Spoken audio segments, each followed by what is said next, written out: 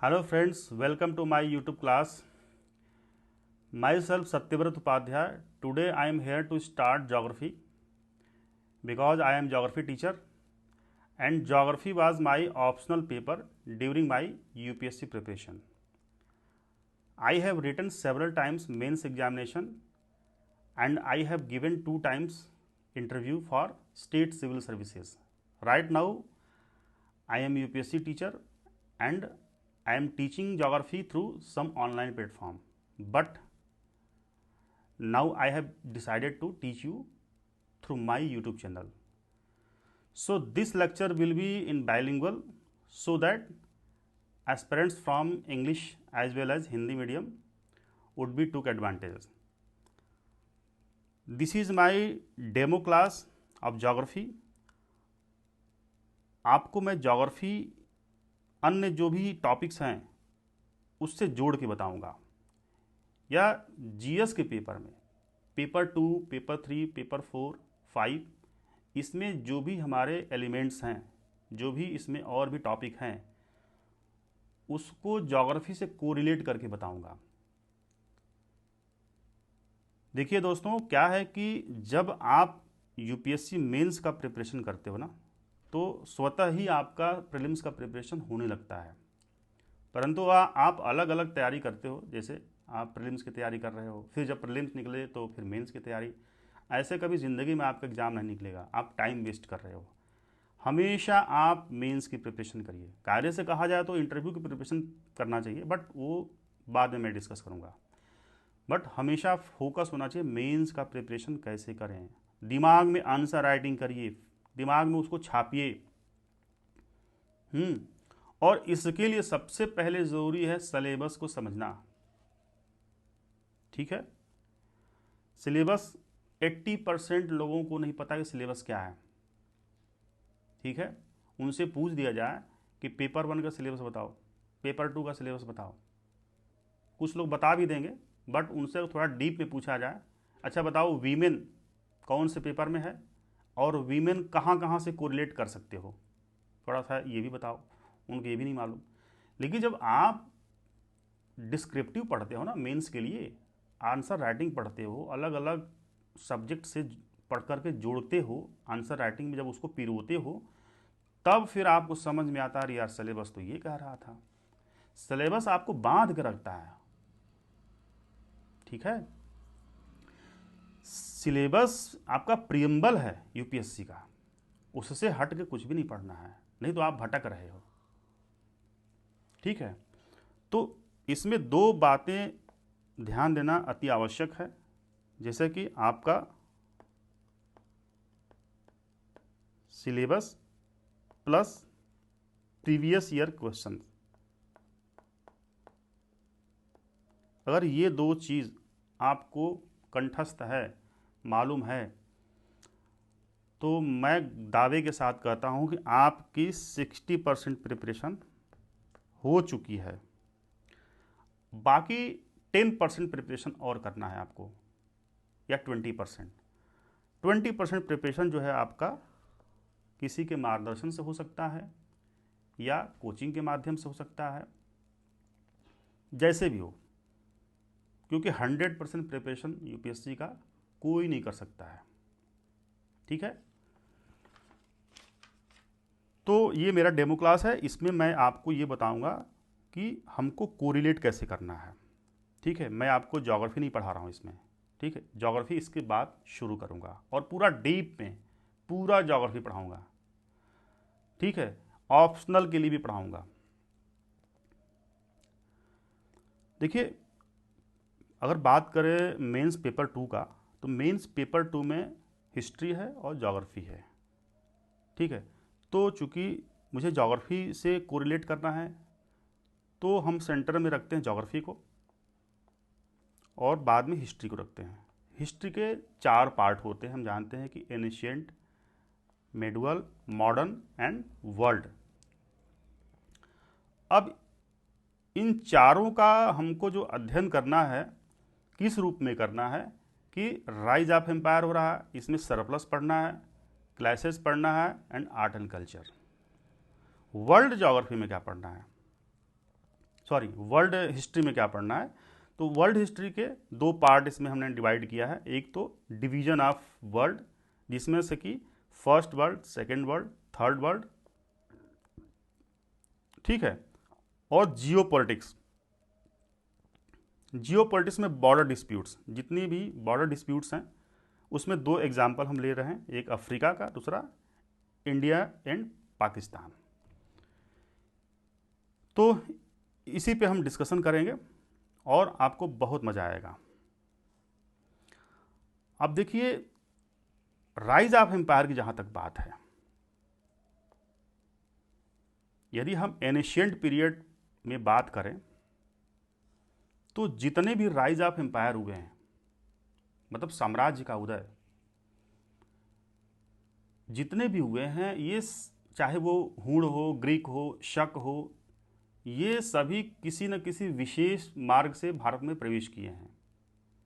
और आपसे प्रश्न पूछा जाए कि ऐसी कौन सी ज्योग्राफिकल कंडीशन जिम्मेदार थी, परिस्थितियां जिम्मेदार थी जो कि बाहरी हमारे देश में आए, तो हम जान पाते हैं कि जितने भी हमारे अटैक्स हुए हैं, इन्वेजन हुए हैं प्राचीन इतिहास में, वो सारे पश्चिमोत्तर मार्ग से आए हैं, पश्चिमोत्तर दिशा से, नॉर्थ वेस्ट से सारे एंट्री किए हैं। और इसके लिए जिम्मेदार है एक विशेष किस्म की टोपोग्राफी, और वो टोपोग्राफी किसकी थी? हिमालयन रेंज की। ठीक है, अगर देखते हैं, कहा जाता है हिमालय भारत के लिए प्रहरी है, परंतु ये सिर्फ उत्तर दिशा के लिए लागू होता है, क्योंकि उत्तर में हिमालय की ऊंचाई काफ़ी ज़्यादा है, पासेज हैं बट बहुत दुर्गम है। साल में लगभग 6 या 7 महीने वो पूरे बर्फ से भरे रहते हैं। तो उत्तर दिशा से अटैक्स नहीं होगा, इन्वेजन नहीं होगा, मतलब नहीं हुआ। परंतु अगर देखा जाए पश्चिम दिशा में, पश्चिमोत्तर दिशा में देखा जाए तो हिमालय की ऊंचाई काफ़ी कम है, ठीक है। और हिमालय में दो पासेज हैं, चूँकि हिमालय का जो विस्तार है पाकिस्तान और अफगानिस्तान में, उसे हिंदुकुश बोला जाता है। और खैबर और बोलान दो पासेज हैं जहाँ से हमारे इन्वेजन हुए हैं, और जितने भी इन्वेडर्स थे वो सुगमता से भारत में प्रवेश किए। बात समझ में आ रही है? इस चीज़ को अगर हम थोड़ा सा मैप से समझें तो देखिए, ये हुआ हमारा ग्रेटर हिमालय,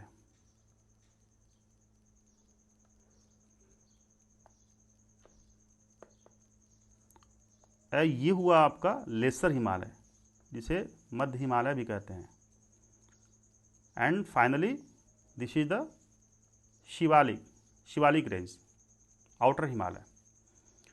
और ये सब जाके पामीर नाड पे मिलते हैं, और यहाँ से एक हिमालय का विस्तार हिंदुकुश के रूप में इस तरीके से होता है।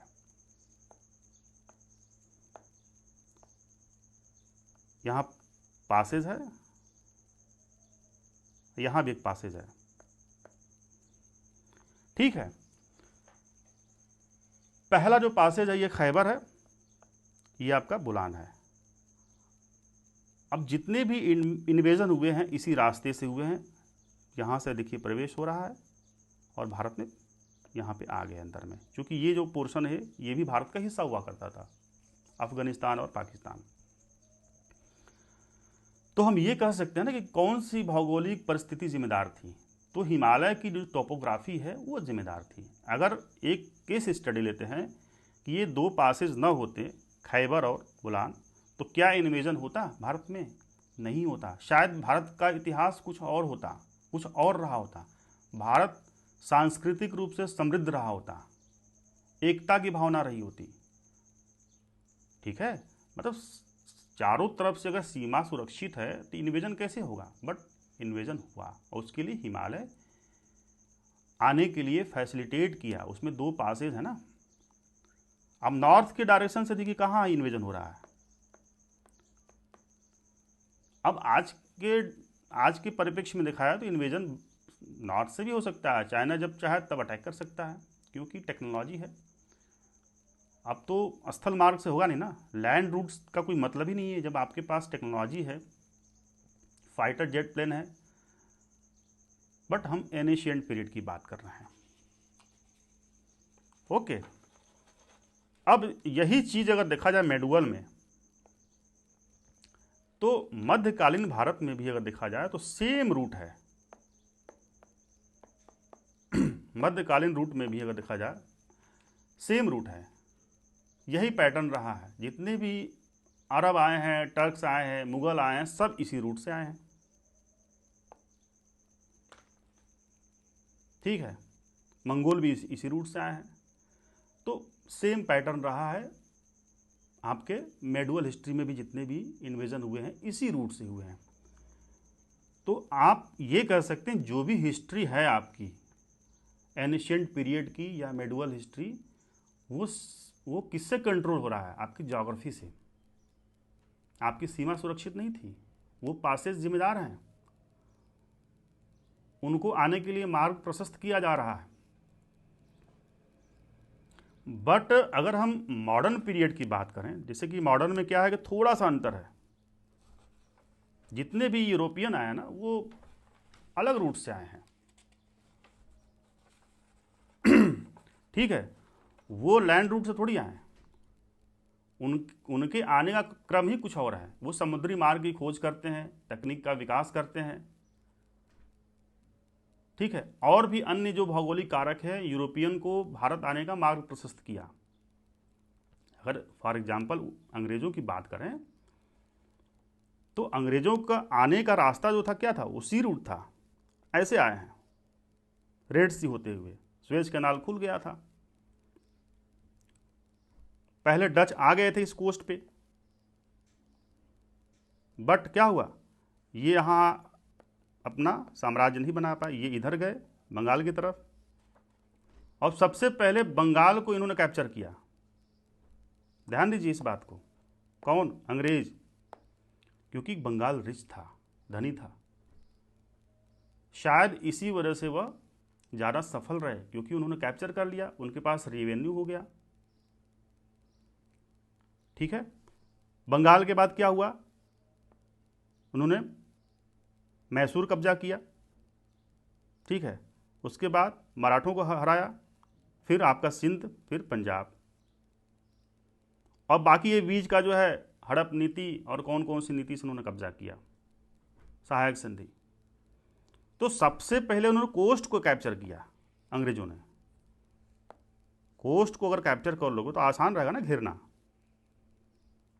और ये कोस्ट अगर न रहता, भारत की टेरिटरी किसी और अन्य देशों से लगी होती, ये देश होता कोई यहाँ पे, जो भी यहाँ पे समुद्र दिख रहा है, तो अंग्रेज भी नहीं आ पाते आसानी से, तो भारत की हिस्ट्री कुछ और होती। तो आप ये कह सकते नहीं, कोस्ट ने अंग्रेजों का एक तरह से सुगम कर दिया कब्जा करना।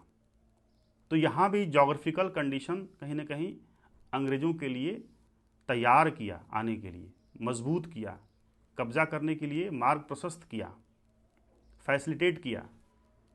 तो यहाँ भी जोग्राफिकल रीज़न आप बता सकते हो। कभी भी देखिए हिस्ट्री के सवाल अक्सर ऐसे पूछे जा रहे हैं आजकल कि वो जोग्राफी जोड़ के पूछे जा रहे हैं। ठीक है, अब इसी में आप ये देखो कि मैंने कहा ना कि जितने भी राइज ऑफ एम्पायर हो रहे हैं वो क्या है, उस सरप्लस की तलाश में। एनिशियंट पीरियड में हूण आ रहे हैं, शक आ रहे हैं, ग्रीक आ रहे हैं।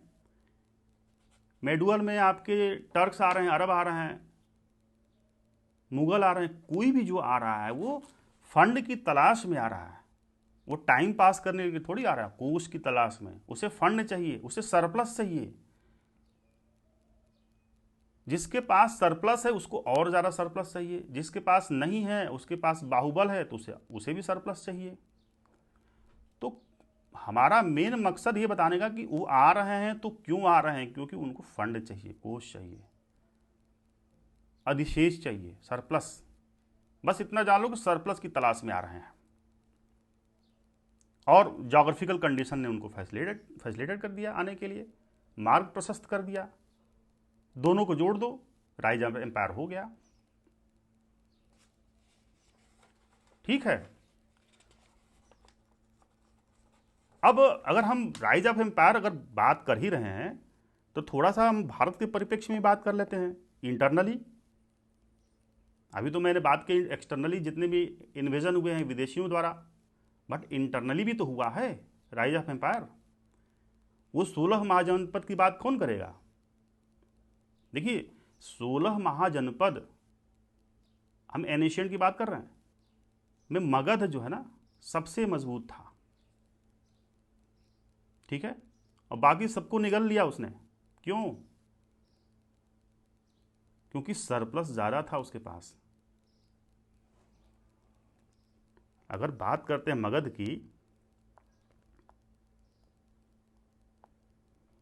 की बात करते हैं तो उनके पास सरप्लस ज्यादा था।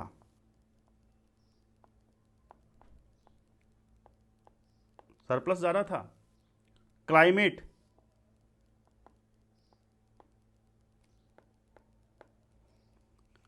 ठीक है, क्लाइमेट कैसी है भाई? गैंजेटिक प्लेन है, गर्मी भी अच्छी है, सर्दी भी अच्छी है, बरसात भी बहुत अच्छा है, तीनों मौसम अच्छे हो रहे हैं, तो क्लाइमेट अच्छी है।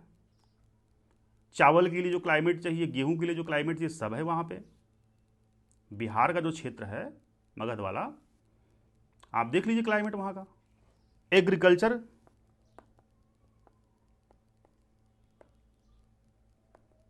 बहुत अच्छी है। वाटर देखिए, नदियां, बिहार जो है नदियों से परेशान है, इतनी ज़्यादा पानी वहाँ पे है।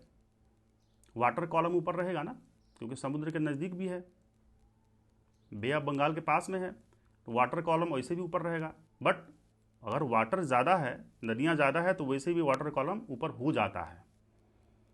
मिनरल्स, राजगिर की पहाड़ियों पे मिनरल्स है। ये सब मैं बात कर रहा हूँ प्राचीन इतिहास की। उस समय तात्कालिक परिस्थिति कैसी थी? राजगीर की पहाड़ी पे लोहे क्या मिला? आयरन ओर, लोहा। लोहा मिल गया ना, लोहा से क्या बनेगा? हथियार बनेगा, सेना तैयार हो गई। कुल्हाड़ी बनेगा, कुल्हाड़ी से मैंने क्या किया? जंगल काट दिया, एग्रीकल्चर जैसा लैंड बना दिया। जंगल काट करके साफ सफाई कर दिया, एग्रीकल्चर लायक लैंड बना दिया। क्लाइमेट सपोर्ट कर ही रहा है, वाटर सपोर्ट कर ही रहा है, एग्रीकल्चर, खेती खूब हो गई। जब खेती होगी तो सरप्लस और बढ़ेगा ना, तो सरप्लस जब बढ़ेगा तो जाहिर सी बात है कि वहाँ पे बड़े बड़े दादा लोग तैयार हो जाएंगे, और वही साम्राज्य बना मगध। तो मगध जब तैयार हो रहा है तो उसके पास ऑलरेडी सरप्लस है, तो सरप्लस की तलाश भी तो करेगा। जिसके पास पैसा होता है ना उसको और चाहिए, और जिसके पास पैसा नहीं है वो पैसा कमाने का ख्वाब देखता भी है। तो इनके पास सरप्लस अधिक है, इन्होंने और साम्राज्य पैदा किया, काशी को भी जीत लिया, इन्होंने और थोड़ा सा बदमाशी किया, अब इधर कलिंगा की तरफ भी आ गए, तो इसीलिए सबको निगल लिया इन्होंने, सारे साम्राज्य को निगल लिया इन्होंने। एक प्रभावशाली साम्राज्य तैयार किया मगध ने। तो उस सरप्लस के पीछे का कारण क्या है? एक भौगोलिक कारण है। सारे भौगोलिक कारणों को जुटाइए, इकट्ठा करिए और एक कहानी गढ़ डालिए, राइज ऑफ एम्पायर हो गया। ठीक है, तो इस तरीके से हम पढ़ते हैं। अगर आप हिस्ट्री पढ़ रहे हो ना तो रटो मत, आप उसके पीछे की वजह को जानो कि जितने भी प्रभावशाली साम्राज्य तैयार हुए हैं उसके पीछे कौन कौन सी भौगोलिक परिस्थितियां जिम्मेदार थीं। मुझे हिस्ट्री नहीं आती है, बट मैं आपको कोरिलेट करना सिखा रहा हूं। आपको मुझसे ज़्यादा हिस्ट्री आती होगी, ठीक है। तो ये रीजन मैंने बता दिया। अब एक चीज़ और बताओ आप, एक क्वेश्चन है ना कि भाई अगर हम थोड़ा मॉडर्न पीरियड की बात करते हैं कि दक्कन में मराठा जो है सेंट्रल पावर क्यों नहीं बन पाया? चलिए आप ही से पूछ रहा हूं भाई, क्वेश्चन है ना कि भाई दक्कन में जो मराठे थे वो सेंट्रल पावर क्यों नहीं बन पाए? बहुत मजबूत थे, सेना भी थी, आर्मी भी थी उनके पास। ये दक्कन का क्षेत्र है, मैं आपको बता रहा हूं, है ना। देखिए क्या है ना, इसकी स्टोरी पहले समझिए। जिस प्रकार से बाहरी इन्वेडर्स या लुटेरे जो हमारे साथ किए, हमारे देश में आकर के या हमारे देश को लूटा, वही काम मराठों ने यहाँ पर इंटरनली अपने ही लोगों के साथ किया। कितनी मज़ेदार बातें हैं। अरे वही जो गांव गली के जो गुच्चे के मोहल्लों के जो छोटे मोटे गुंडे बदमाश नहीं होते हैं, टैक्स वसूलते हैं, प्रोटेक्शन मनी, यही काम मराठे करते थे। अब किसी को बुरा ना लगे, लेकिन सच्चाई है ये। जो हिस्ट्री ऑप्शनल का स्टूडेंट होगा वो इस बात से एग्री करेगा। वो मराठे ना हमारे यहाँ इंटरनली अपने ही लोगों के साथ किया करते थे, जो बाहरी इन्वेडर्स जिस पर्पज से आए थे यहाँ पे। मराठा ऐसे रीजन से आते थे जहां एग्रीकल्चर बड़ी मुश्किल से होती थी। अब देखिए यहां भी ज्योग्राफी आ गया। क्यों? सूखाग्रस्त क्षेत्र है, एरिड रीजन है, वाटर की अवेलेबिलिटी कम है, पानी कम है वहाँ पे, मिट्टी अच्छी है बट पानी नहीं है ना। पानी चाहिए एक साम्राज्य उदय के लिए। जैसे मगध में हमने पानी की सुलभता देखा, पानी बहुत है, एग्रीकल्चर है, दोनों को मिक्स कर दो, साम्राज्य उदय हो गया। बट यहाँ की क्लाइमेट भी अच्छी नहीं है। क्यों? क्योंकि ज्योग्राफिकली एरिड रीजन था। तो ऐसे में मराठों को सरप्लस क्रिएट करना हो तो पड़ोसी राज्यों में जाना होगा। ये है देखिए मराठे, तो पड़ोसी राज्य में जाना होगा, ये आसपास के, ठीक है। और पड़ोसी राज्यों को लूटना होगा, तभी तो साम्राज्य बनेगा।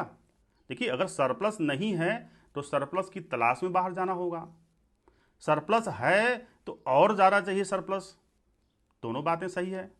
तो इनके पास तो है भी नहीं, तो बाहर जाएंगे ना लूटने के लिए।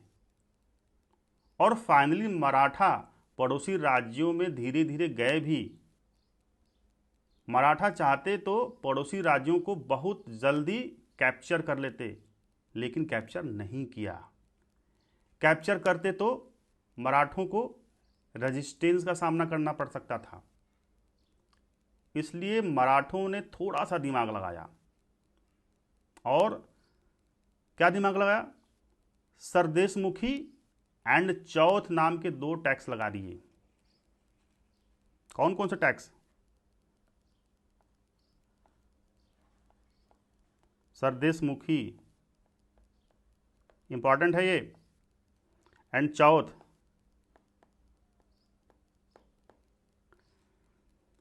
ठीक है, ये 2 टैक्स लगा दिए। सरदेशमुखी 10% लगाया, क्योंकि वो कहते थे कि यहां पर मराठा राज्य है, ठीक है। परंतु पड़ोसी राज्यों को बोलते थे कि तुम 1/4 टैक्स हमें नहीं दोगे तो हम तुमको लूट लेंगे। और 1/4 क्या होता था? चौथ। बाहरी के लिए, जैसे बाहर में जा रहे हैं ना, यहाँ पे बाहरी टेरिटरी में लूटने, तो उनको कहते थे भैया एक काम करो, हमें चौथ दे दो, नहीं दोगे तो हम तुमको लूट लेंगे। तो आज के जो नहीं, वो बदमाश गुंडे होते हैं कि जाते हैं ठेला पे, रिक्शे वाले को कहते हैं कि तुम हमको इतना पैसा टैक्स दे दो तो तुमको हम परेशान करेंगे, प्रोटेक्शन मनी। तो प्रोटेक्शन मनी मांगते थे मराठे। कहते थे कि भैया नहीं दोगे तो हम तुमको लूट लेंगे, हमें 1/4 टैक्स चाहिए। किसे? बाहरी राज्यों को बोलते थे, ठीक है। और लूट भी लेते थे यदि कोई 1/4 चौथ नहीं देता था। सरदेशमुखी कम था, वो इंटरनल लोगों के लिए लागू था कि भैया इतना हमको दो प्रोटेक्शन मनी, ठीक है। अब दोस्तों आप ही लोगों से पूछ रहा हूं कि अगर ये मराठे एक ही बार में सबको कुचल देते या लूट लेते तो बात ही खत्म हो जाती। लेकिन यही लूट, उत्पात या यही काम बार बार करोगे तो क्या होगा? अगर आपके साथ कोई एक ही बार में झट से आकर के लूट ले तो सदमा लगेगा थोड़ी देर के बाद में, फिर आप रिकवर कर लोगे। बट यही काम बार बार आपके साथ हो तो कितना इंटरनली घाव मिलेगा आपको। होगा ये कि लोगों का सेंटिमेंट्स तुम्हारे खिलाफ हो जाएगा। और यही कारण था कि 1761 को जो थर्ड बैटल ऑफ पानीपत हुआ, जो वार हुआ, उसमें मराठों के पास बहुत बड़ी आर्मी थी, इनफैक्ट अहमद शाह अब्दाली के बराबर या बड़ी ही रही होगी, और भी बड़ी कर सकते थे। जैसे नॉर्थ के जो राज्य थे ना, उनको अपने साथ ले लेते, ये नॉर्थ वाले जो राज्य थे उनको अपने साथ ले लेते, मिला लेते, और भी बड़ी आर्मी कर सकते थे, लेकिन नहीं कर पाए। क्यों? क्योंकि इन्होंने युद्ध करके सबसे शत्रुता मोल ली, इसलिए मराठा सेंट्रल पावर नहीं बन पाए। अब बात ये समझ में आपको, मराठा सेंट्रल पावर नहीं बन पाई, ये पूरी हिस्ट्री है। बट इसके पीछे का सबसे बड़ा रीज़न कि ये जो है एरिड रीजन है, सॉइल है बट पानी नहीं है, क्लाइमेट नहीं है, वाटर नहीं है, क्लाइमेट नहीं है, तो सिर्फ ज़मीन लेके क्या करोगे आप? तो हमें जब ये सारी चीज़ें नहीं है और सरप्लस चाहिए, तो सरप्लस के लिए क्या करेंगे? हम लूटपाट करेंगे, सबको लूटेंगे। आर्मी तैयार करने से थोड़ी होता है। अपने ही लोगों को आप लूटोगे, बार बार लूटोगे, तो आपको इमोशनली सपोर्ट नहीं मिलेगा। उस उम्मीद और उस जोश के साथ लोग नहीं लड़ेंगे आपके साथ, ठीक है? तो आप दोनों में फ़र्क देख लीजिए। एक मराठा क्यों नहीं सेंट्रल पावर बन पाया, और एक मगध देखो वो बड़ा अपना आप साम्राज्य तैयार कर लिए। तो दोनों के पीछे का जो कारण है वो ज्योग्राफी ही है। मैं आपको ज्योग्राफी को हिस्ट्री से कोरिलेट करने बता रहा हूँ। मैं ज्योग्राफी पढ़ा नहीं रहा हूँ, नहीं आपको हिस्ट्री पढ़ा रहा हूँ। ये मैं पढ़ाऊँगा 2-3 लेक्चर के बाद, जब सारा डेमो क्लास मेरा ख़त्म हो जाएगा, ठीक है? अब हम लोगों ने डिस्कस कर लिया राइज ऑफ एम्पायर। अब बात करते हैं क्लैशेस। देखिए क्लैशेस क्या है ना, कि दो लोगों के बीच में क्लैशेस हो रहा है, एम्पायर्स बन रहा है, तो क्या हो रहा है? दो बेसिकली कल्चर के बीच में क्लैशेस हो रहा है। तो क्लैशेस में क्या चीज़ें हो रही हैं? बहुत सारी चीज़ें निकल के आ रही हैं। आप एक चीज़ देखो ना ध्यान से, कि जितने भी अगर एनिशियंट पीरियड में इन्वेजन हो रहे हैं इधर से, वो सबसे पहले कौन से फ्रंट पे लड़ाई हो रही है? पश्चिम दिशा की तरफ। ये आपका राजस्थान, पंजाब, हरियाणा, सबसे ज़्यादा बैटल यहीं पे हो रहा है। तो जहाँ पे बैटल ज़्यादा होगा ना, आप देखो कि सबसे ज़्यादा स्पोर्ट्समैन पंजाब और हरियाणा से ही क्यों निकलते हैं? ये क्वेश्चन बन सकता है ना यूपीएससी का। आप सोचो कि क्यों बनते हैं? क्योंकि वो बड़े कॉम्बेटिव होते हैं, लड़ाकू होते हैं, क्योंकि उन्होंने बार बार युद्ध किया है। उनकी पूरी पीढ़ी जो है युद्ध की है, उनके सारे फोर फादर्स युद्ध किए हैं, तो वो सारी चीज़ें डीएनए में आती है। अब यहीं पे लड़ रहे हो, बार बार लड़ रहे हो, युद्ध कर रहे हो, तो इनके जो बच्चे पैदा हों वो भी लड़ाकू होंगे। तो आप देखो हरियाणा से, पंजाब से ज़्यादा स्पोर्ट्समैन निकलते हैं, राजस्थान से भी आते हैं, राजस्थान में भी सब लड़ाकू हैं। तो ये क्लैशेस के सब परिणाम हैं। तो इस तरीके से आप क्लैशेस देखिए, ठीक है? अब बात करते हैं कि आर्ट एंड कल्चर बचा। आर्ट एंड कल्चर मतलब एनिशिएंट, मेडुअल, मॉडर्न में जो आर्ट एंड कल्चर है वो हमारा ज्योग्राफी से कैसे कनेक्टेड है। तो देखिए क्या है ना, कि जो साउथ में अगर देखा जाए, एग्जाम्पल लेके हम समझते हैं इस चीज़ को थोड़ा सा। मैप हमारे पास है ही, और सारी चीज़ें मैप से समझिए, ठीक है? हिस्ट्री को भी मैप से समझिए, ज्योग्राफी तो बिना मैप का होगा ही नहीं। देखिए आर्ट एंड कल्चर जो है कैसे हमारा ज्योग्राफी से जुड़ा हुआ है, इसको हम समझते हैं। साउथ में देखिए दक्कन ट्रैप जो है, ये जो क्षेत्र है, दक्कन ट्रैप में क्या है? ग्रेनाइट है। तो जो भी साउथ में मंदिर मिलेंगे मोस्टली, वो चाहे बृहदेश्वर हो गया, राजराजेश्वर मंदिर हो गया, वो सारे ग्रेनाइट पत्थर से मिलेंगे, ठीक है? ग्रेनाइट स्टोन, जितने भी आपको मैक्सिमम टेम्पल देख लीजिए। तो आप ज्योग्राफी में क्या पढ़ते हो? रॉक पढ़ते हो ना। तो जब रॉक पढ़ते हो, जैसा रॉक वैसा ही आर्किटेक्चर होगा, और आर्किटेक्चर दो part of art and culture है। तो देखिए जोड़ना सीखिए। आप जब आर्किटेक्चर पढ़ते हो तो ये याद करना थोड़ा सा, जो नॉन ज्योग्राफी स्टूडेंट होते हैं कि अरे यहाँ पे सैंड स्टोन का है, मार्बल का है, साउथ में ग्रेनाइट का, अरे यार उसको इस तरीके से मत पढ़ो ना। आप डक्कन ट्रैप पर ग्रेनाइट होगा तो जाहिर सी बात है कि आसपास की जो चीज़ें बनी हुई ग्रेनाइट से ही बनेगी। अब वो नॉर्थ से मार्बल ढो करके थोड़ी कोई लाएगा बनाने के लिए। हाँ, शौक है, किसी के पास पैसा है तो वो लाएगा ढो करके। कुछ ऐसे भी आर्किटेक्चर जो साउथ में है जो मार्बल से भी हैं, बहुत कम हैं। ठीक है, तो आप ये देख लो कि जितने भी टेम्पल मैक्सिमम आपको ग्रेनाइट से मिलेंगे। तो ये ज्योग्राफी द्वारा कंट्रोल किया जा रहा है आर्ट एंड कल्चर। अब नॉर्थ की बात करते हैं, ऊपर की बात करते हैं। नॉर्थ में देखिए पत्थर के बने मिलेंगे, बट वो ईंट पत्थर के मिलेंगे। जैसे रेड स्टोन हो गया, सैंड स्टोन के स्मारक या मंदिर अधिकांश उत्तर भारत में मिलेंगे। मार्बल मिलेगा आपको, ठीक है। चाहे मुगल के जितने भी आर्किटेक्चर देखिए, सैंड स्टोन है, रेड स्टोन है, ठीक है।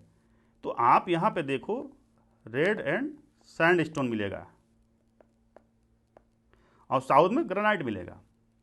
अब मौर्य पीरियड की बात करें, जब सब कुछ बात कर रहे हैं तो हम थोड़ा सा एनिशियंट पीरियड में चलते हैं। मौर्य पीरियड में जितने भी साम्राज्य हैं, पाटलिपुत्र, आपको भाई अब ये देखो कि आपको महल जो मिलेंगे वो लकड़ी के मिलेंगे। अशोक का महल क्या है, लकड़ी के बनते थे, पत्थर के क्यों नहीं बनते थे?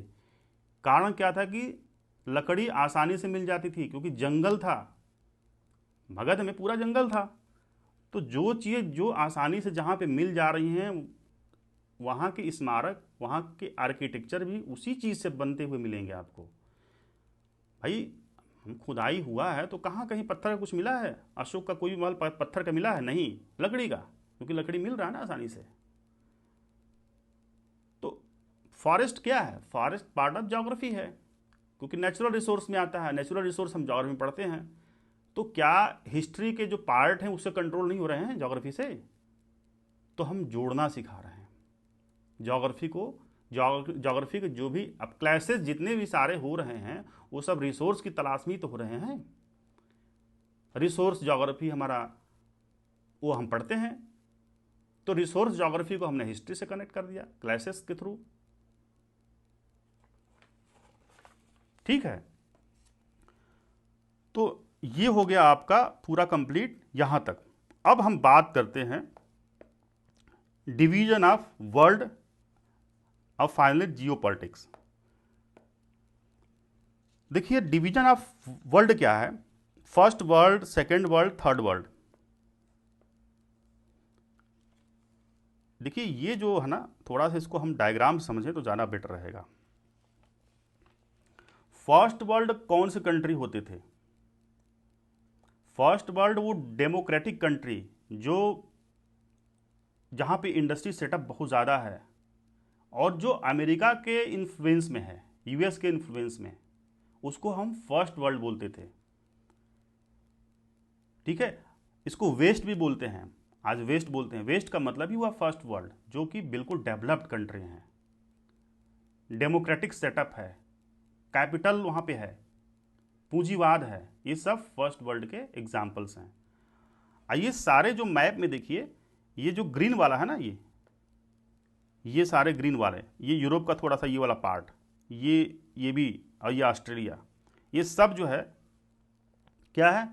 First world. सेकेंड वर्ल्ड क्या है? ईस्टर्न ब्लॉक, ये जो वाला रेड वाला जो है, मतलब यूएसएसआर के सपोर्ट में जो भी कंट्री थे, मतलब ऑपरेस्ट पीजेंट्स वर्कर के द्वारा जो एक आंदोलन खड़ा किया गया था, एक नेतृत्व प्रदान किया गया था और एक ऐसा इकोनॉमिक पावर क्रिएट किया गया जो कि यूएसएसआर को सपोर्ट करे, मतलब सोशलिस्ट स्टेट। ठीक है, वो सब जो है सेकेंड वर्ल्ड। बट ये सेकेंड वर्ल्ड का फंडा जो है ना, आफ्टर 91 खत्म हो गया। शीत युद्ध, कोल्ड वार के बाद ये सेकेंड वर्ल्ड का फंडा खत्म हो गया। देखिए जियो पॉलिटिक्स कॉन्सेप्ट बता रहा हूं मैं। ये जो second world, first world, third world, ये जियो पॉलिटिकल थ्योरीज है। तो सेकेंड वर्ल्ड का फंडा कब खत्म हो गया आपका? एक मिनट, 1991 के बाद, जब यूएसएसआर कोलैप्स हो गया, उसमें से 10 टुकड़े हो गए, रसिया अलग बन गया और भी बहुत सारे कंट्रीज बन गए, ठीक है। तो जब ये ख़त्म हो गया और एक थर्ड वर्ल्ड है, वो कंट्री, रिमेनिंग कंट्री जो आपको 3/4 हिस्से पे हैं, वो सारे पुअर कंट्री, गरीब, जो ग्लोबल साउथ वो बोलते हैं, ये ग्लोबल साउथ, भारत में इसमें आ जाएगा, अरब पेनिनसुला आ जाएगा, अफ्रीका के मोस्ट ऑफ द कंट्री आ जाएंगे, ये पुअर कंट्री। तो कहने का तात्पर्य ये है कि अगर देखा जाए तो फिलहाल के रूप में मोटा मोटी अभी फिलहाल में फर्स्ट वर्ल्ड है एंड थर्ड वर्ल्ड, ठीक है। और बेसिकली ये जियोपॉलिटिकल टर्म्स में यूज किया जाता है। फर्स्ट वर्ल्ड वो कंट्री जो डेवलप्ड कंट्री हैं, कौन से, ये पूरा कनाडा, अमेरिका, ये पूरा यूरोप, इनफैक्ट अफ्रीका भी, सॉरी रसिया भी फर्स्ट वर्ल्ड, क्योंकि यूएसएसआर कोलैप्स होने के बाद सेकेंड वर्ल्ड का कॉन्सेप्ट खत्म हो गया। और थर्ड वर्ल्ड वो कंट्री हैं जो सारे अफ्रीका के कंट्री आते हैं, इंडिया आ गया, चाइना आ गया, अरब पेनिनसुला के जितने भी कंट्रीज हैं मैक्सिमम, और आपके ये साउथ अमेरिका के पार्ट। तो ऊपर वाले जो क्या हैं, रिच हैं, और नीचे वाले क्या हैं, पुअर हैं। अगर हम पॉलिटिकल जियोपॉलिटिकल टर्म्स में देखा जाए तो। बट जो हमारे बहुत सारे जो भूगोल के विद्वान हैं, वो उन्होंने ये सिद्धांत बहुत पहले ही गढ़ दिया था। इसको ज्योग्राफी से हम कैसे जोड़ें, जो जियोपॉलिटिकल थ्योरी है उसको हम ज्योग्राफी से कैसे जोड़ें। देखिए क्या है ना, इसको थोड़ा सा अगर समझना है तो हमारे कुछ ज्योग्राफी के जो विद्वान हैं उनको मैं कोट करना चाहूँगा। देखिए, एक हमारे विद्वान है C.W. Woodroffe, C.W. वुड्रफ, ठीक है। ये बहुत बड़े ज्योग्राफर थे। इन्होंने एक बुक लिखी, the effect of tropical light on white man. इन्होंने एक सिद्धांत दिया कि ट्रॉपिकल बेल्ट में पिछड़ेपन का एक महत्वपूर्ण कारण इंसोलेशन की अधिकता, इंसोलेशन मतलब कि solar radiation coming to earth, वो जो शॉर्ट वेव आती है, जो सूर्यातप उसको बोलते हैं हिंदी में, तो इंसोलेशन की अधिकता, ठीक है। ट्रॉपिकल बेल्ट क्या होता है, 23.5 डिग्री, अगर हम इक्वेटर बनाएं, यहां पे देखिए ये इक्वेटर है 0 डिग्री, ठीक है, और 23.5 डिग्री नॉर्थ,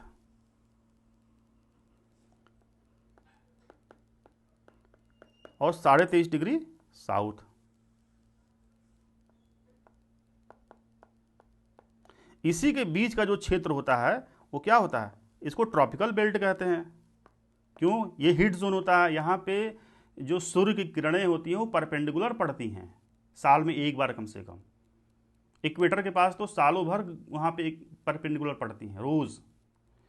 तो जहाँ पे परपेंडिकुलर लाइट पड़ेगी वो हीट जोन होता है, और ऐसा 23.5 डिग्री नॉर्थ और 23.5 डिग्री साउथ के बीच का जो क्षेत्र होता है उसे ट्रॉपिकल बेल्ट कहते हैं। यहाँ पे इंसुलेशन ज़्यादा है, सूर्यातप की मात्रा ज़्यादा है। और इन्होंने कहा अपने बुक में कि पिछड़ेपन का सबसे महत्वपूर्ण कारण है कि इंसुलेशन की अधिकता, और ऐसा ट्रॉपिकल बेल्ट में ही होता है। क्योंकि देखिए, शारीरिक और बौद्धिक क्षमता और हमारी जो एफिशिएंसी होती है ना, वो क्लाइमेट के वेरियस एलिमेंट्स द्वारा कंट्रोल की जाती हैं, जिसमें इंसुलेशन भी होता है।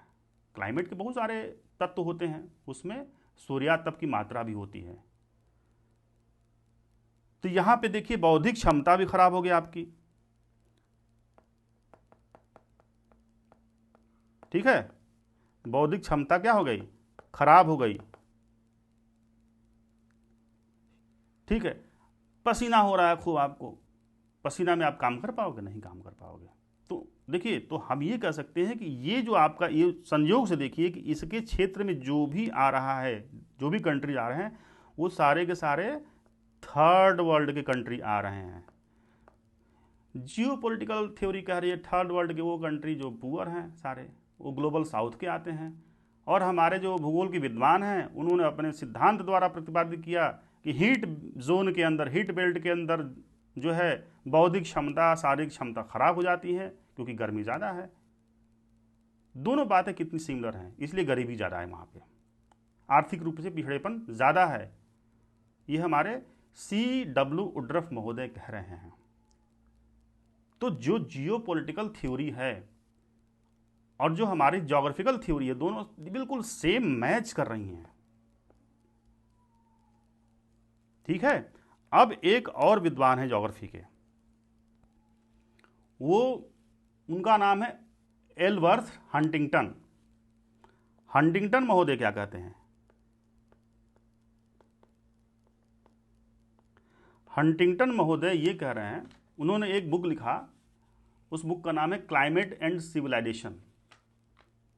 मतलब उन्होंने स्टडी किया कि पर्टिकुलर क्लाइमेटिक जोन में पर्टिकुलर एक सिविलाइजेशन बस रही है, क्यों, उसके पीछे क्या वजह है। ऐसे उन्होंने स्टडी करके एक शोध पत्र निकाला और उन्होंने कहा, हंटिंगटन महोदय ने, 4 डिग्री टेम्परेचर, 4 डिग्री सेंटीग्रेड से लेकर के 18 डिग्री सेंटीग्रेड, मतलब 4 डिग्री से कम टेम्परेचर नहीं होना चाहिए और 18 डिग्री से टेम्परेचर ज़्यादा नहीं होना चाहिए। इसी के बीच में रेंज अगर रहे तो ऐसे क्षेत्रों में बौद्धिक और शारीरिक कार्यकुशलता, इफ़िशियंसी बहुत अच्छी होती है। मतलब बौद्धिक शारीरिक कार्यकुशलता के लिए आदर्श होता है। और अधिकांश विकसित देश जो है इसी टेम्परेचर रेंज में आते हैं, जहाँ पे 4 डिग्री से कम ना हो, ज़्यादा हो, और 18 डिग्री सेंटीग्रेड से कम हो। सारे डेवलप्ड कंट्री जो हैं, जिसको सौभाग्य से हम आज उसको फर्स्ट वर्ल्ड भी कहते हैं। जियो पॉलिटिकल थ्योरी का भैया ये जो हमारा जो अलाइनमेंट है वैसे कंट्रीज़ का जो बिल्कुल यूएस के अलाइंड है, यूएस के सपोर्टर हैं, वो फर्स्ट वर्ल्ड हैं। और संयोग से हमारे जो भूगोल के विद्वान हैं वो कह रहे हैं कि भैया 4 डिग्री सेंटीग्रेड और 18 डिग्री सेंटीग्रेड के बीच में जो टेम्परेचर है, और ये टेम्परेचर विश्व के मानचित्र पे, ग्लोब पे जहाँ भी पाई जाएगी वो डेवलप्ड कंट्री होगा। और संयोग से ये सारे रेंज टेम्परेचर इसी के बीच में आते हैं, मिड लैटिट्यूड में। ध्यान दीजिएगा इस बात को, इसी में आते हैं सारे। इसको हम जियो पॉलिटिकल टर्म्स में फर्स्ट वर्ल्ड कहते थे।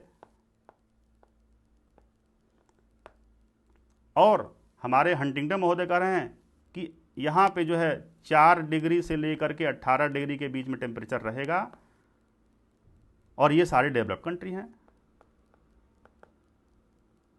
दोनों बातें कितनी मैच कर रही हैं।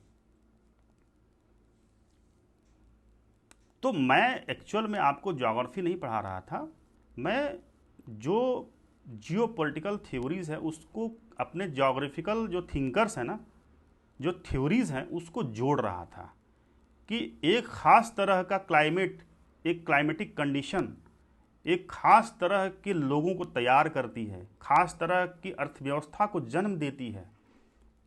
अब अफ्रीका में इतनी गर्मी है, गिनी के तट पर इतना ह्यूमिडिटी है, इतना पसीना आता है कि लोग साल भर बेचैन रहते हैं गर्मी से, पसीना से। क्या वहाँ के लोग सॉफ्टवेयर में काम कर सकते हैं? बिल्कुल नहीं काम कर सकते हैं। ठंडा चाहिए उसके लिए, मौसम, क्लाइमेट ठंडी चाहिए, वेदर ठंडा चाहिए। एक डॉक्टर विंड आती है सहारा मरुस्थल से, जिसको हरमट्टन बोलते हैं, उसको जैसे ही प्रवेश करती है गिनी के तट पे, गिनी कोस्ट पे, वहाँ के कुछ ही घंटों में सारे जो ह्यूमिडिटी है उसको सोख लेती है, हरमट्टन सोख लेती है, और थोड़े समय के लिए वहाँ के लोगों को राहत दे देती है उस उमस से। उमस एक बहुत बड़ी बीमारी है, इसलिए उसको वो लोग डॉक्टर की संज्ञा देते हैं कि ये डॉक्टर विंड है, ये जो हरमट्टन है हमारे लिए डॉक्टर है। सोचिए एक कितना मैजिक क्रिएट करता है एक विंड। तो सोचिए एक ज्योग्राफिकल फैक्टर्स जो है ना, किसी खास तरह के सिविलाइजेशन को क्रिएट करता है, किसी खास तरह की अर्थव्यवस्था को बदलता है, क्रिएट करता है। आप इस चीज़ को जोड़ना सीखिए। अब फाइनली एक टॉपिक बस बचा हुआ है, बॉर्डर डिस्प्यूट्स, जिसमें अफ्रीका और इंडिया एंड पाकिस्तान के बारे में बात करते हैं। देखिए बॉर्डर डिस्प्यूट्स जो है ना, चूंकि हम हिस्ट्री से कनेक्ट कर रहे हैं, तो ऐतिहासिक पक्ष को देखा जाए, फॉर एग्जांपल अफ्रीका का ले लेते हैं, सामने मैप है देख लीजिए। अब अंग्रेज, फ्रेंच जो भी है यहाँ पे शासन करते थे, यूरोपियन जितने भी थे शासन करते थे, कुछ हिस्सों में डच शासन करते थे, ऊपर के हिस्सों में नॉर्थ साइड में जो अफ्रीका का पार्ट है वहाँ पे फ्रेंच शासन करते थे, साउदर्न पार्ट में जो है अंग्रेज शासन करते थे। ये लोग जब देश छोड़ के गए, अफ्रीका को आज़ाद करके गए, तो आनन फानन में बंटवारा किए, और जो बॉर्डर डिस्प्यूट्स आज चल रहे हैं, आज तक अफ्रीका में चल रहे हैं। आप ये देखो ना, ये आप देखो इजिप्ट का और सूडान के बीच में बंटवारा जैसा लगा, स्केल से नाप दिए हैं, स्केल से एकदम बिल्कुल स्ट्रेट लाइन। किसी भी देश का बॉर्डर स्ट्रेट लाइन आज तक देखे हो अफ्रीका को छोड़ करके? एक यूएस छोड़ दो, यूएस को अभी नहीं लेते हैं। आप ये देखो लीबिया, ये बिल्कुल स्ट्रेट लाइन, ये देखो ये स्ट्रेट लाइन, ये स्ट्रेट लाइन, ये देखो ना स्ट्रेट लाइन, यहाँ पे यहाँ पे यहाँ पे यहाँ पे आप देखो मल्टीपल स्ट्रेट लाइन, गिन नहीं पाओगे इसमें, इतने सारे स्ट्रेट लाइन। ये देखो स्ट्रेट लाइन, ऐसा लगा कि स्केल लिया और नाप दिया, एकदम स्ट्रेट लाइन। इनको जाना था ना छोड़ के, जल्दी जल्दी बंटवारा किए। अब जब तक नेचुरल बाउंड्री नहीं रहेगी, पहाड़ों के द्वारा विभाजित बाउंड्री, नदियों के द्वारा, मतलब नेचुरल जो बाउंड्रीज होती है ना, वो रियल बाउंड्री होती है किसी दो देशों के बीच में बंटवारा का। इन्होंने क्या किया, सुपर इम्पोज्ड बाउंड्री बना दिया और एक डिस्प्यूट क्रिएट कर दिया। आज तक साउथ सूडान, नॉर्थ सूडान के बीच में लड़ाई चल रहा है। पहले तो एक ही सूडान था, सब देश आपस में लड़ झगड़ रहे हैं। क्यों? क्योंकि मान के चलो बंटवारा इन्होंने ज़बरदस्ती किया, किसी का घर तो चलो मिल गया, बट उसके जितने भी फार्म है, खेत हैं, किसी दूसरे के देश में चले गए। उस सारी बेचारों की पूरी प्रॉपर्टी दूसरे देश में चले गई, जिससे उनकी खेती होती थी, वो सारे खेत दूसरे देश में चले गए। तो आप देखो ना, आपने प्रॉपर्टी का ही पूरे तरीके से बंटवारा कर दिया। आदमी एक है, प्रॉपर्टी दो होगी, दो देशों में हो गई, तो लड़ेंगे ना आपस में, तो बॉर्डर एरिया में लड़ेंगे आपस में। तो आप मैक्सिमम देख लो कि जो भी ये सुपर इम्पोज्ड बाउंड्री है अफ्रीका में, ये गढ़ी गई है ज़बरदस्ती, और आज तक ये लोग लड़ रहे हैं, क्लैश कर रहे हैं, आपस में लड़ झगड़ रहे हैं। इसके पीछे के जो जिम्मेदार है वो सारे अंग्रेज और फ्रेंच हैं, और मज़े ले रहे हैं। तो जो भी डिस्प्यूट्स है ना, उसके पीछे का जो बॉर्डर डिस्प्यूट्स है, क्योंकि बॉर्डर जो पार्ट ऑफ ज्योग्राफी में बॉर्डर पढ़ते हैं, कौन कौन सी कंट्री किन देशों से बॉर्डर शेयर कर रही है, ये चीज़ हम पढ़ते हैं ना। तो ज्योग्राफी जब पढ़ रहे हैं तो उसके पीछे का इतिहास क्या है।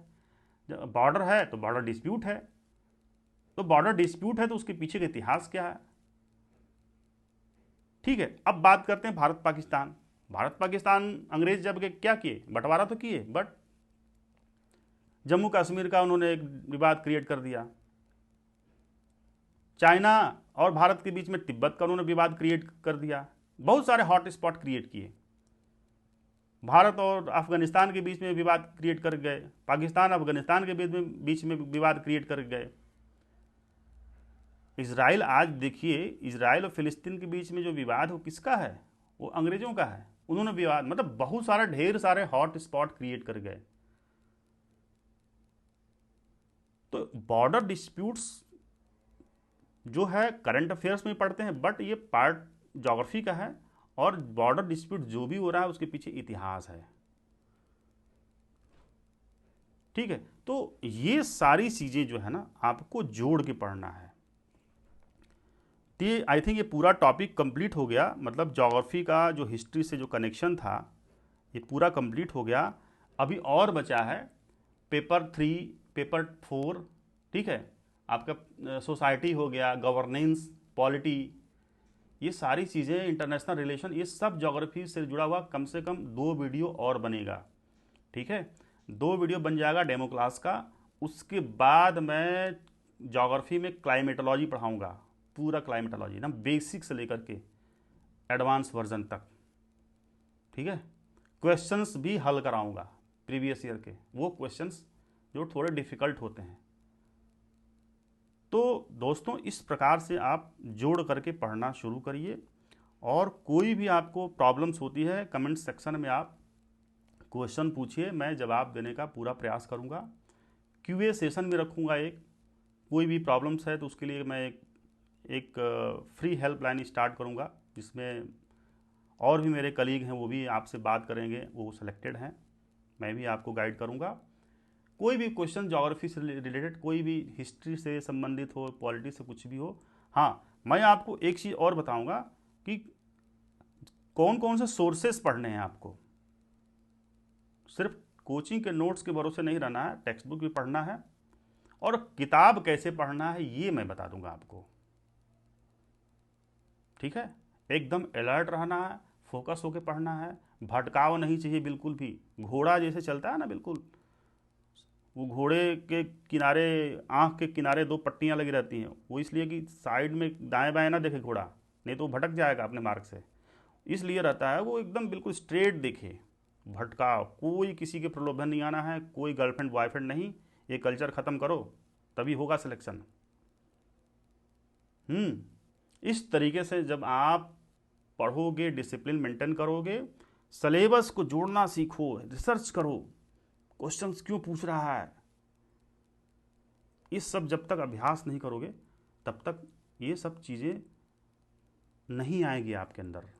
और इस तरीके से जब पढ़ोगे, आपको प्री की तैयारी अलग से करने की ज़रूरत नहीं पड़ेगी, उसी में हो जाएगा पैरेलली। तो आज के लिए बस इतना ही। ऐसे हम रोज़ एक एक वीडियो ज्योग्राफी के डालते रहेंगे और पूरी ज्योग्राफी आपकी ख़त्म हो जाएगी। वैसे तो मुझे साइंस एंड टेक्नोलॉजी भी आता है, मैं भी वो भी पढ़ाता हूँ, इन्वायरमेंट भी पढ़ाता हूँ, बट अभी फ़िलहाल में मैं ज्योग्राफी ही पढ़ाऊँगा। बाकी आप लोगों की अगर डिमांड होगी तो साइंस एंड टेक भी स्टार्ट करूँगा, क्या दिक्कत है। ठीक है, तो आज के लिए इतना ही। Thank you.